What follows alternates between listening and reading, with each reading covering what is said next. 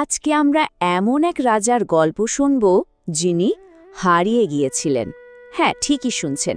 স্বেচ্ছায় সিংহাসন, প্রাসাদ, পরিচিত সবকিছু পেছনে ফেলে তিনি এক অজানা পথে পাড়ি জমান। চলুন সেই রহস্যময় কাহিনীটাই আজ জেনে নেওয়া যাক। আর সেই কাহিনীর শুরুতেই কিন্তু একটা বিরাট প্রশ্ন, একটা রহস্য, যা কিনা পুরো হস্তিনাপুর রাজ্যকে একেবারে নাড়িয়ে দিয়েছিল। প্রশ্নটা ছিল একটাই, কোথায় গেলেন সেই বৃদ্ধ রাজা? ভেবে দেখুন একবার, নতুন রাজা যুধিষ্ঠির, তার জন্য সেই সকালটা কেমন ছিল? একেবারে ভয় আর উদ্বেগে ভরা। ঘুম থেকে উঠে তিনি দেখলেন যে তার পিতৃব্য ধৃতরাষ্ট্র আর পিসিমা গান্ধারী তাদের ঘরে নেই। আর এই খবরটা ছড়ানোর সাথে সাথেই যেন পুরো প্রাসাদ জুড়ে একটা আতঙ্ক নেমে এলো। তো আমাদের এই আখ্যানের শুরুটা হচ্ছে ঠিক সেই মুহূর্ত থেকে, যখন প্রথমবার রাজার হারিয়ে যাওয়ার খবরটা সবাই জানতে পারল। যুধিষ্ঠিরের মনের অবস্থা তখন কি, সে আর বলার মতো না। গভীর এক হতাশায় ডুবে গিয়েছিলেন তিনি। তার খালি মনে হচ্ছিল পুত্র শোকে এতটাই ভেঙে পড়েছেন যে ধৃতরাষ্ট্র আর গান্ধারী হয়তো গঙ্গায় ঝাঁপ দিয়ে নিজেদের জীবন শেষ করে দিয়েছেন। আর এই চিন্তাটা তাকে ভেতর থেকে কুড়ে কুড়ে খাচ্ছিল। কিন্তু এই যে হঠাৎ করে উধাও হয়ে যাওয়া, এর আসল কারণটা কিন্তু লুকিয়ে আছে একটু অতীতে। আর এই ঘটনার সূত্রপাত হয়েছিল একজনের ফিরে আসার মধ্যে দিয়ে। ঘটনার শুরুটা হয় ঠিক তখন যখন পরম জ্ঞানী বিদুর, মানে ধৃতরাষ্ট্রের ছোট ভাই, বহু বছর ধরে তীর্থযাত্রা করার পর হস্তিনাপুরে ফিরে এলেন। তিনি কিন্তু শুধু একজন ভাই ছিলেন না, তার মধ্যে ছিল গভীর প্রজ্ঞা আর আধ্যাত্মিক জ্ঞান। আর তিনি ফিরে আসার পরেই দুই ভাইয়ের মধ্যে একটা অত্যন্ত ব্যক্তিগত গোপন কথাবার্তা হয়। আর সেই আলোচনাটাই কিন্তু সব কিছুর মোড় ঘুরিয়ে দিয়েছিল। বিদুর কি করলেন? তিনি তার বড় ভাইয়ের সঙ্গে একা দেখা করলেন এবং কোনো রকম ভনিতা না করে সোজাসুজি কিছু অত্যন্ত কঠোর কিন্তু ভীষণ জরুরি কথা বললেন। এটা কিন্তু কোনো নরম সুরে দেওয়া পরামর্শ ছিল না, বরং বলা যায় একরকম জরুরি হস্তক্ষেপ ছিল। বিদুর সরাসরি বললেন, মহারাজ, সেই অমোঘ সময়, মানে কাল, আমাদের সবার জন্য এসে গেছে। একে আটকানোর ক্ষমতা কারও নেই। মৃত্যু অনিবার্য। বিদুর কিন্তু খুব স্পষ্টভাবে বুঝিয়ে দিয়েছিলেন। একে একে বললেন, আপনার শরীরটা একটা পুরনো ছেঁড়া কাপড়ের মতো হয়ে গেছে। আপনি বৃদ্ধ, আপনার ইন্দ্রিয়গুলো আর ঠিকমতো কাজ করে না। আপনি কাদের ঘরে থাকছেন? যাদের আপনি একদিন ধ্বংস করতে চেয়েছিলেন। আর কার দেওয়া খাবার খাচ্ছেন? সেই ভীমের, যাকে আপনি একসময় বিষ দিয়ে মারার চেষ্টা করেছিলেন। শেষে তিনি বললেন, একজন জ্ঞানী মানুষ এই অবস্থায় মুক্তির পথ খুঁজেন, এভাবে ঘরে বসে থাকেন না। আর বিদুরের এই কথাগুলোই যেন একটা ধাক্কার মতো কাজ করল। ধৃতরাষ্ট্রের মোহ ভেঙে গেল। তিনি তার সমস্ত মায়া, সব স্নেহের বাঁধন ছিঁড়ে ফেললেন। আর রানী গান্ধারীকে সঙ্গে নিয়ে একদম নিঃশব্দে অলক্ষ্যে প্রাসাদ ছেড়ে বেরিয়ে গেলেন। আর এভাবেই প্রাসাদের সেই সকালের রহস্যটার সমাধান হল। আচ্ছা, চলুন এবার আবার বর্তমানে ফেরা যাক, যেখানে যুধিষ্ঠির দুঃখে একেবারে ভেঙে পড়েছেন। ঠিক সেই সময়ে সেখানে এক দিব্য পুরুষের আগমন ঘটল, আর তিনি এসেছিলেন এই মানসিক আর আধ্যাত্মিক সংকটের সমাধান করতে। যুধিষ্ঠিরের এই চরম দুঃখের মুহূর্তে তার সামনে এসে উপস্থিত হলেন স্বয়ং দেবর্ষি নারদ। তিনি পারতেন এই গোটা পরিস্থিতিটাকে শান্ত করতে আর আসল সত্যিটা সবার সামনে তুলে ধরতে। দেখুন, এখানেই মানুষের সাধারণ দৃষ্টি আর নারদের দিব্যদৃষ্টির মধ্যে তফাৎটা বোঝা যায়। একদিকে যুধিষ্ঠির ভাবছেন তার প্রিয়জনেরা অসহায়, হারিয়ে গেছেন, কষ্ট পাচ্ছেন। অন্যদিকে নারদ জানেন যে তারা আসলে মুক্তির পথে এগিয়ে গেছেন। যুধিষ্ঠিরের চোখে যেটা একটা মর্মান্তিক ঘটনা, নারদের চোখে সেটাই এক নতুন যাত্রা শুরু। নারদ তখন ধৃতরাষ্ট্রের ভবিষ্যৎ সম্পর্কে বলতে শুরু করলেন। তিনি জানালেন, রাজা ইতিমধ্যেই হিমালয়ের এক আশ্রমে পৌঁছে গেছেন। সেখানে তিনি কঠোর যোগ সাধনার মাধ্যমে নিজের শরীর আর মনকে নিয়ন্ত্রণে আনবেন। আর আজ থেকে ঠিক 5 দিনের মাথায় তিনি স্বেচ্ছায় সজ্ঞানে নিজের দেহ ত্যাগ করবেন। তার নিজের শরীর থেকেই তৈরি হওয়া এক যোগের আগুনে তার দেহ ভস্ম হয়ে যাবে। আর তার বিশ্বস্ত স্ত্রী গান্ধারীও সেই একই আগুনে প্রবেশ করে তার সঙ্গ দেবেন। তো গল্পের রহস্যের তো সমাধান হলো। কিন্তু এই পুরো কাহিনীর পেছনে যে একটা গভীর দর্শন লুকিয়ে আছে সেটা কি? চলুন এবার সেই দিকটা একটু বোঝার চেষ্টা করি। নারদ তখন কাল বা সময়ের আসল অর্থটা বোঝালেন। বললেন, কাল মানেই শুধু ঘড়ির কাঁটার যাওয়া আসা নয়, এটা আসলে পরমেশ্বরেরই এক সক্রিয় শক্তি। এই শক্তিই ঠিক করে দেয় কখন কার সাথে আমাদের দেখা হবে, আবার কখন বিচ্ছেদ হবে। সবকিছুই এক বিশাল মহাজাগতিক পরিকল্পনার অংশ। বিষয়টা আরও সহজে বোঝানোর জন্য নারদ একটা দারুণ উপমা দিলেন। তিনি বললেন, আমরা সবাই যেন দড়ি দিয়ে বাঁধা ষাঁড়ের মতো, আর ঈশ্বরের ইচ্ছাই হলো সেই দড়ি যা আমাদের সবাইকে বেঁধে রেখেছে আর নিয়ন্ত্রণ করছে। তিনি আরও একটা উদাহরণ দিলেন। বললেন, আমাদেরই দেখা হওয়া, আলাদা হওয়া, এই সম্পর্কগুলো সব যেন একটা শিশুর খেলনার মতো। সেই খেলোয়াড়ের যখন ইচ্ছা হয় সে খেলনাগুলোকে জোড়া লাগায়, আবার যখন ইচ্ছা হয় আলাদা করে দেয়। মানে আমরা সবাই সেই এক মহাজাগতিক খেলারই অংশ মাত্র। সুতরাং নারদের চূড়ান্ত উপদেশটা ছিল এটাই: শোক করে লাভ নেই, কারণ সব জীবই পরমেশ্বরের পূর্ণ নিয়ন্ত্রণে রয়েছে। তাই আসলে কেউই একা বা অসহায় নয়। ধৃতরাষ্ট্র আর গান্ধারীও অসহায় ছিলেন না, তারা নিজেদের বেছে নেওয়া পথে ঈশ্বরের সুরক্ষাতেই ছিলেন।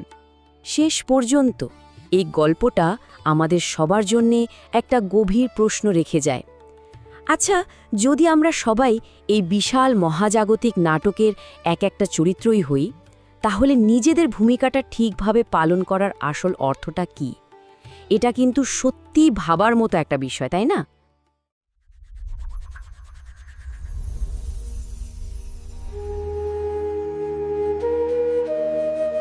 যুদ্ধ তো শেষ হলো, সিংহাসনে বসেছেন যুধিষ্ঠির, কিন্তু হস্তিনাপুরের বাতাসে তখন একটা অদ্ভুত নিস্তব্ধতা। একদিকে জয়ের স্বস্তি আছে, কিন্তু অন্যদিকে এত স্বজন হারানোর ক্ষত। ঠিক, মানে হাসতেও যেন কেমন একটা অস্বস্তি হয়, সবাই যেন একটা ঘোরের মধ্যে কাটাচ্ছে। আর ঠিক এমনই একটা সময়ে দীর্ঘ তীর্থযাত্রা শেষে রাজ্যে ফিরে এলেন কাকা বিদুর। ওনার এই ফিরে আসাটা ছিল একদম কি বলে মরাগাঙে বান ডাকার মতো। আজ আমরা শ্রীমদ্ ভাগবতমের প্রথম স্কন্ধের 13 অধ্যায় থেকে নেওয়া এই আখ্যানটার গভীরে যাব। হ্যাঁ, আর দেখব যে এই আবেগঘন পুনর্মিলনটা কিভাবে একটা ভয়ঙ্কর সত্যের মুখোমুখি হওয়ার মঞ্চ তৈরি করে। আর আমাদের একটা খুব কঠিন প্রশ্নের সামনে দাঁড় করিয়ে দেয়। প্রশ্নটা হলো, প্রিয়জনকে ভালোবাসা মানে কি তাকে আরামে রাখা, নাকি তাকে একটা বেদনাদায়ক সত্যের মুখোমুখি করে জাগিয়ে তোলা? বিদুরের প্রত্যাবর্তন আসলে এই প্রশ্নটাকেই কেন্দ্র করে। বাহ, দারুণ পয়েন্ট। তিনি তো শুধু একজন হারিয়ে যাওয়া আত্মীয় হিসেবে ফিরে আসেননি, তিনি এসেছিলেন কালের দূত হয়ে।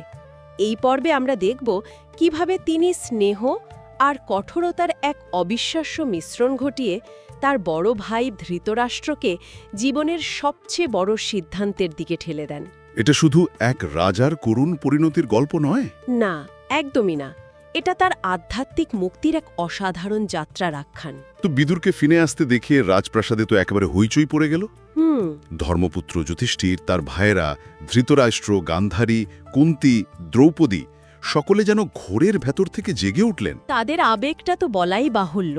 মানে শাস্ত্রে লেখা আছে, শরীরে প্রাণ ফিরে এলো। হ্যাঁ, আনন্দের মধ্যে ছিল এতদিনকার জমে থাকা যন্ত্রণা, যা চোখের জলে বেরিয়ে আসছিল। তো রাজা যুধিষ্ঠির ওকে সিংহাসনে বসিয়ে স্বাগত জানানোর পর জিজ্ঞেস করলেন, কাকা, আপনি তো আমাদের সেই বিপদের দিনগুলোতে রক্ষা করেছিলেন। মানে সেই যতুগৃহের ঘটনাটা মনে করিয়ে দিচ্ছেন। হ্যাঁ, সেই যে আগুন আর বিষের হাত থেকে আমাদের মা সহ বাঁচিয়েছিলেন। আপনার তীর্থযাত্রার অভিজ্ঞতা কেমন ছিল? যুধিষ্ঠিরের এই প্রশ্নগুলো কিন্তু শুধু সাধারণ কুশল জিজ্ঞাসা নয়, এর মধ্যে একটা চাপা কৃতজ্ঞতা আর পুরনো দিনের ভয়ঙ্কর স্মৃতি দুটোই মিশে আছে। ঠিক। তিনি বিদুরকে মনে করিয়ে দিচ্ছেন যে আপনি আমাদের রক্ষাকর্তা। কিন্তু এরপরেই তিনি একটা খুব গুরুত্বপূর্ণ প্রশ্ন করেন। তিনি যদু বংশের খবর জানতে চাইলেন। শ্রীকৃষ্ণ কেমন আছেন, যাদবরা কেমন আছেন? হ্যাঁ, আর বিদুর কিন্তু ততদিনে যদু বংশের ধ্বংসের কথা জেনে গেছেন। কুরুক্ষেত্রের যুদ্ধের পর যাদবদের মধ্যেও একটা ভয়ঙ্কর গৃহযুদ্ধ হয়েছিল এবং প্রায় সমগ্র যদু বংশ ধ্বংস হয়ে গিয়েছিল। ঠিক, কিন্তু তিনি সেই ভয়ঙ্কর খবরটা দিলেন না। এই জায়গাটা আমার কাছে বেশ অদ্ভুত লাগে। বিদুর তো সত্য আর ধর্মের প্রতীক, তিনি কেন এত বড় একটা খবর চেপে গেলেন? এটা কি এক ধরনের প্রতারণা নয়? দারুণ প্রশ্ন। আপাতদৃষ্টিতে এটাকে প্রতারণা বা সত্য গোপন করা মনে হতেই পারে, কিন্তু এখানেই বিদুরের প্রজ্ঞার গভীরতা বোঝা যায়। আচ্ছা, সূত্র বলছে সকরুণ দুঃখিতান দ্রাষ্টমখমহ, অর্থাৎ তিনি এতটাই করুণাময় ছিলেন যে দুঃখী মানুষদের আরও দুঃখ দিতে পারতেন না। তিনি পরিস্থিতিটা বুঝলেন, পাণ্ডবরা সবে মাত্র এক মহাযুদ্ধ শেষ করেছে, তাদের প্রায় সমস্ত প্রিয়জন হারিয়েছে, তাদের মানসিক অবস্থা অত্যন্ত ভঙ্গুর। একদমই। এই মুহূর্তে যদি তিনি যদুবংশের ধ্বংসের খবরটা দেন, তাহলে তারা হয়তো পুরোপুরি ভেঙে পড়বেন। তাই এখানে পরম ধর্ম কিন্তু সত্য কথা বলা নয়, পরম ধর্ম হল করুণা। বাহ! বিদুর বুঝতে পেরেছিলেন কখন নীরব থাকাটাই সবচেয়ে বড় সহানুভূতি। তিনি তাদের সত্যটা হজম করার জন্য একটু সময় দিলেন। অর্থাৎ সত্য বলারও একটা সঠিক সময় আর পরিস্থিতি থাকে। এই ব্যাপারটা আমরা প্রায়ই ভুলে যাই। ঠিক। এরপর তো বেশ কিছুদিন কেটে গেল। বিদুর হস্তিনাপুরে দেবতাদের মতো সম্মান পেয়ে থাকতে লাগলেন। সবাই আবার সাংসারিক জীবনে এতটাই মগ্ন হয়ে পড়েছিল যে তারা বুঝতেই পারেনি কিভাবে অলক্ষ্যে পরম শক্তিশালী কাল বা সময় এগিয়ে আসছে। হ্যাঁ, হয়তো ধৃতরাষ্ট্র ভেবেই নিয়েছিলেন যে যুধিষ্ঠিরের আশ্রয়ে তার বাকি জীবনটা এভাবে আরামে কেটে যাবে। ঠিক তাই। তিনি একটা আরামদায়ক মোহের জগতে বাস করছিলেন, যেখানে তার দেখাশোনা করার জন্য ভাতিজারা আছে, সম্মান আছে, নিরাপত্তা আছে। তিনি ভুলেই গিয়েছিলেন যে তিনি একজন রাজা, যিনি নিজের ভুলের কারণে সবকিছু হারিয়েছেন, আর ঠিক এই মোহটা ভাঙার জন্যই বিদুর অপেক্ষা করছিলেন। আর একদিন তিনি সোজা তার বড় ভাই অন্ধরাজা ধৃতরাষ্ট্রের কাছে গেলেন এবং সেই আরামদায়ক পরিবেশটা একেবারে নাড়িয়ে দিলেন। নাড়িয়ে দিলেন বললে কম বলা হয়। বিদুরের কথাগুলো তো শুধু উপদেশ নয়, এগুলো তো একেবারে চাবুকের মতো। হ্যাঁ, তিনি সরাসরি বললেন, রাজা, আর এক মুহূর্ত নয়, এখনই এখান থেকে চলুন। দেখুন, ভয়ে কিন্তু দরজায় কড়া নাড়ছে। সেই ভগবান কাল আমাদের সকলের সামনে এসে দাঁড়িয়েছে, যার হাত থেকে কেউ পালাতে পারে না। এরপর তিনি ধৃতরাষ্ট্রকে তার নিজের অবস্থার কথা এমনভাবে মনে করালেন যা শুনলে যে কোনো মানুষের আত্মা কেঁপে উঠবে। হ্যাঁ, তিনি যেন একটা আয়না তুলে ধরলেন ধৃতরাষ্ট্রের সামনে। বললেন, আপনি বৃদ্ধ, অন্ধ, কানেও শোনেন না। আপনার দাঁত নড়ে গেছে, হজম শক্তি কমে গেছে, কফে গলা ভরে থাকে। আর আপনি অন্যের গৃহে কুকুরের মতো বাস করছেন। এই কুকুরের মতো উপমাটা ভয়ঙ্কর। ভাবা যায়, একজন রাজার জন্য এর চেয়ে বড় অপমান আর কি হতে পারে? কিন্তু বিদুর তো এখানেই থামেননি। না, থামেননি। সবচেয়ে কঠিন কথাটা ছিল এরপরে। আপনি সেই ভীমের দেওয়া অন্ন গ্রহণ করছেন, যার স্ত্রী, সম্পদ আর রাজ্য আপনি কেড়ে নিতে চেয়েছিলেন, যার ভাইদের আপনি মারতে চেয়েছিলেন। এটা তো শুধু উপদেশ নয়, এটা তো ওনার অহংকারে, ওনার ক্ষত্রিয় সত্তার সরাসরি আঘাত। একদম। এরপর তিনি বোঝালেন, এই শরীরটা একটা পুরনো কাপড়ের মতো, যা জীর্ণ হয়ে গেছে। একে আঁকড়ে ধরে রাখার কোনো মানে হয় না। জ্ঞানী তিনি, যিনি সঠিক সময়ে সব বন্ধন ত্যাগ করতে পারেন। তিনি পরামর্শ দিলেন, কেউ কিছু বোঝার আগেই অজ্ঞাতসারে গৃহত্যাগ করে উত্তর দিকে হিমালয়ের পথে যাত্রা করুন। আপনার কথা একদম ঠিক। এটা কোনো সাধারণ পরামর্শ ছিল না, এটা ছিল এক, কি বলে, স্পিরিচুয়াল ইন্টারভেনশন, এক আধ্যাত্মিক চপেটাঘাত। বাহ, দারুণ বলেছেন।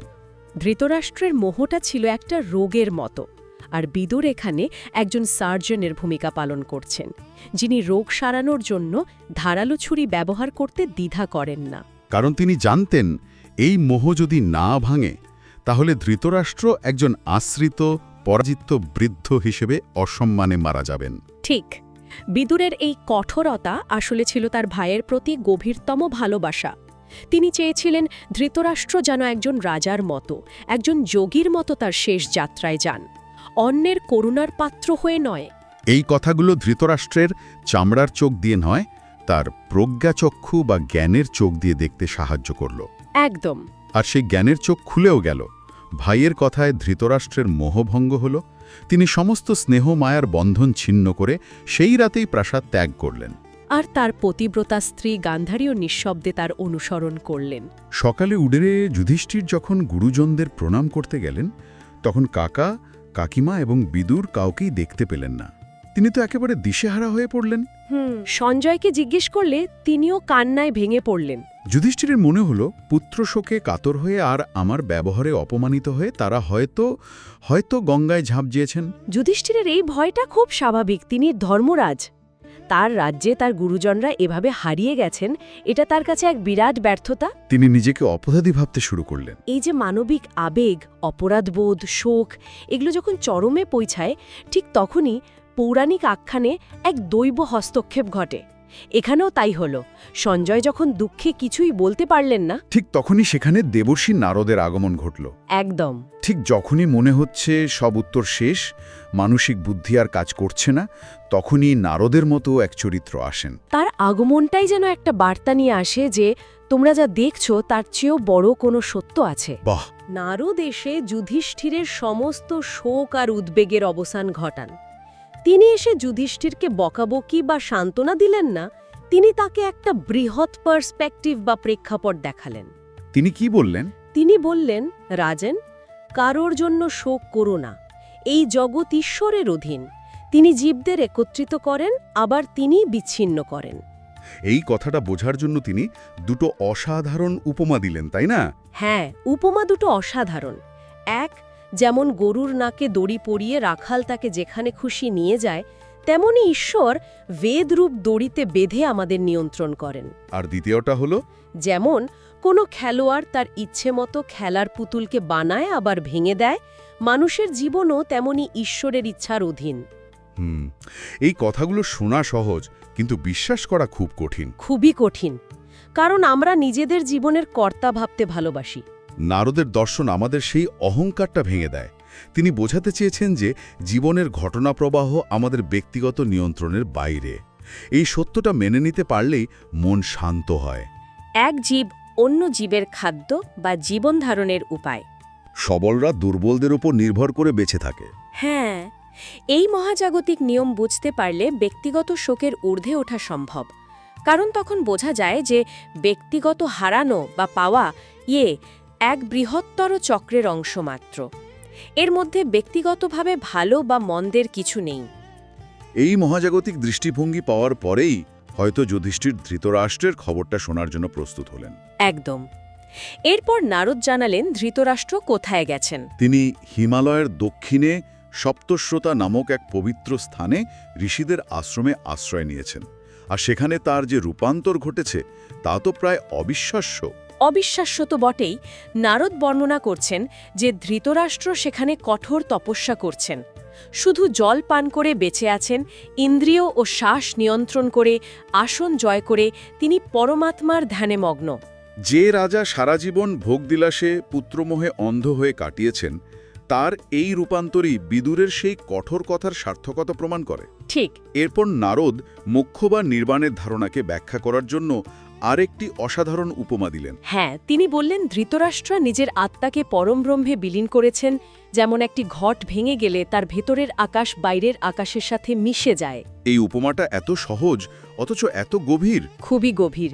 এখানে ঘট হলো আমাদের দেহ, আর ঘটের ভেতরের সীমিত আকাশ হলো আমাদের জীবাত্মা, আর বাইরের অনন্ত আকাশ হলো পরমাত্মা বা ব্রহ্ম। ঠিক। যতক্ষণ ঘট আছে ততক্ষণ ভেতরের আর বাইরের আকাশের মধ্যে একটা বিভেদ থাকে। যেই মুহূর্তে দেহরূপী ঘট ভেঙে যায়, জীবাত্মা পরমাত্মার সাথে এক হয়ে যায়, তার আর কোনো পৃথক অস্তিত্ব থাকে না। একজন রাজা যিনি সারা জীবন আমি আর আমার এই মোহের মধ্যে কাটিয়েছেন, তার এমন শান্ত ও মহিমান্বিত পরিণতি সত্যি অসাধারণ। বিদুর ঠিক এটাই চেয়েছিলেন। এরপর নারদ ভবিষ্যদ্বাণী করলেন, আজ থেকে 5 দিনের মাথায় তিনি নিজের দেহ ত্যাগ করবেন এবং যোগের আগুনে সেই দেহ ভস্মীভূত হয়ে যাবে। তিনি আরও বলেন, স্বামীর দেহ যখন জ্বলতে থাকবে তখন সাধ্বী গান্ধারী বাইরে থেকে সেই আগুনে প্রবেশ করবেন। আর এই আশ্চর্য ঘটনা দেখে বিদুর আনন্দ ও শোক মিশ্রিত অনুভূতি নিয়ে আবার তীর্থযাত্রায় বেরিয়ে পড়বেন। বিদুরের জন্য ব্যাপারটা কেমন ছিল ভাবুন তো। একদিকে ভাইয়ের মুক্তি দেখে আনন্দ, অন্যদিকে ভাবী গান্ধারীর সতীদাহের মতো ঘটনা দেখে শোক। এটাই হলো একজন স্থিতধী বা জ্ঞানী ব্যক্তির লক্ষণ, তাই না? একদম। তিনি আনন্দ বা শোকে ভেসে যান না, তিনি দুটোকেই সাক্ষী হিসেবে দেখেন। বিদুরের আনন্দ হচ্ছে কারণ তার উদ্দেশ্য সফল হয়েছে, তার ভাই মোক্ষ লাভ করেছেন। আর শোক হচ্ছে কারণ মানবিক স্তরে বিচ্ছেদ তো বেদনাদায়ক বটেই। কিন্তু তিনি এই দুই অনুভূতির ঊর্ধ্বে উঠে নিজের পথে এগিয়ে যান। আর নারদের এই ভবিষ্যদ্বাণী যুধিষ্ঠিরের মনকে শান্ত করল। কারণ অনিশ্চয়তা ভয় আর শোক বাড়ায়, কিন্তু জ্ঞান এবং নিশ্চিতই মনকে স্থির করে। ঠিক। নারদের কথা শুনে যুধিষ্ঠির সমস্ত শোক ত্যাগ করলেন। তিনি বুঝতে পারলেন যে তার প্রিয়জনরা এক বৃহত্তর যাত্রার অংশ। তাদের পরিণতি দুঃখজনক নয়, বরং মহিমান্বিত। তাহলে আজ আমরা যা দেখলাম তা হলো কিভাবে এক আবেগঘন পুনর্মিলন আসলে এক গভীর আধ্যাত্মিক যাত্রার সূচনা করল। বিদুরের কঠোর সত্য ভাষণ কোনো অপমান ছিল না, সেটা ছিল তার ভাইয়ের প্রতি গভীরতম করুণার প্রকাশ। একদম। তিনি ধৃতরাষ্ট্রকে মোহের বন্ধন থেকে মুক্ত করে এক সম্মানজনক পরিণতির দিকে ঠেলে দিলেন, যা তাকে এক আশ্রিত বৃদ্ধের করুণ পরিণতি থেকে বাঁচিয়ে একজন যোগীর মহিমান্বিত মৃত্যু এনে দিল। ঠিক। আর এই আখ্যানটা আমাদের একটা খুব কঠিন প্রশ্ন করতে বাধ্য করে না? অবশ্যই। আমাদের প্রিয়জনের প্রতি আমাদের আসল কর্তব্যটা কি? তাদের আরামদায়ক মিথ্যার মধ্যে বাঁচতে দেওয়া, নাকি তাদের এক বেদনাদায়ক সত্যের মুখোমুখি করে তাদের আত্মমর্যাদা ফিরিয়ে দেওয়া? বিদুর দ্বিতীয় পথটা বেছে নিয়েছিলেন। হ্যাঁ, তিনি বাজি ধরেছিলেন যে একটা অর্থপূর্ণ সমাপ্তির মর্যাদা একটা দীর্ঘ আরামদায়ক মোহের চেয়ে অনেক বেশি। এটা একটা শক্তিশালী এবং কিছুটা অস্বস্তিকর ভাবনা। আর বিদুর, যিনি সত্যটা দেখিয়ে দিলেন, তিনি আনন্দ আর বিষাদের অনুভূতি নিয়ে একাই নিজের পথে আবার বেরিয়ে পড়লেন। এটা আমাদের জন্য আর একটা প্রশ্ন রেখে যায়, যিনি সত্য দেখেন এবং তা বলার সাহস রাখেন, তার পথ কি সবসময় একাকিত্বে? তিনি কি দূর থেকে জীবনের এই ভাঙা গড়ার খেলা দেখার জন্যই নির্ধারিত? এই প্রশ্নটা নিয়েই হয়তো আমাদের আজকের আলোচনা শেষ করা যায়।